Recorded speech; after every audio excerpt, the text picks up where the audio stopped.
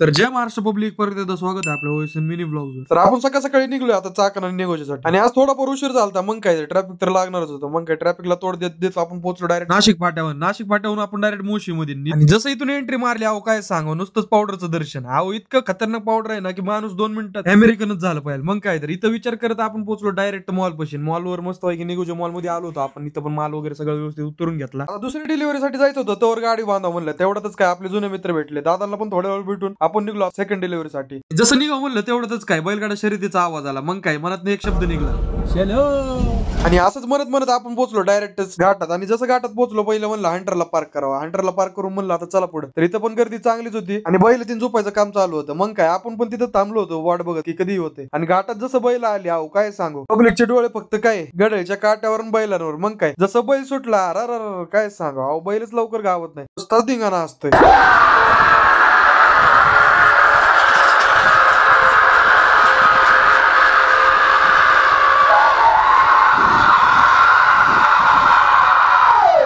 इथं पण थोडा वेळ थांबलो. मग काय आपण म्हणलं आता निघू, कारण की विषय असा आहे की पार्टीवाल्याचा फोन येत होता. म्हणलं आता चला, शर्यत तर बघायचं मन भरपूर होतं, पण काय करणार आता, जाऊ द्या म्हणलं. आपण म्हणलं आता कामावर पण लक्ष देऊ. तिथून निघालो आपण डायरेक्ट आलो होतो चाकणमध्ये. तर इथं पण लवकरात लवकर सगळं मटेरियल दिलं खाली करून. आपण म्हणलं आता निघून. जसं आळंदी रोडला लागलो तसं काय बॅरिकेड्स लावले होते. आणि जसं इथून रस्ता चाललो होतो, रस्ता थोडाफार खराब झालाय, पण काही विषय नाही. इथून पण घाटातून सांसून करून आपण पोहोचलो डायरेक्ट आळंदीमध्ये. आणि आज रस्ता आपण चेंज केला होता, कारण की विषय असा आहे की सगळीकडे आता माऊलींची पालखी आली होती, त्याच्यामुळे ट्रॅफिक जाम झालं. आणि आपण आता इथून निघलो होतो डायरेक्ट आपल्या घराकडे. तर हा मिनी ब्लॉग तुम्हाला कसा वाटला हा नक्की मला कमेंट करून सांगा. सबस्क्राईब करा जर व्हिडिओ आवडला असेल तर. भेटू पुढच्या मिनी ब्लॉग मध्ये. तोपर्यंत साठी जय महाराष्ट्र.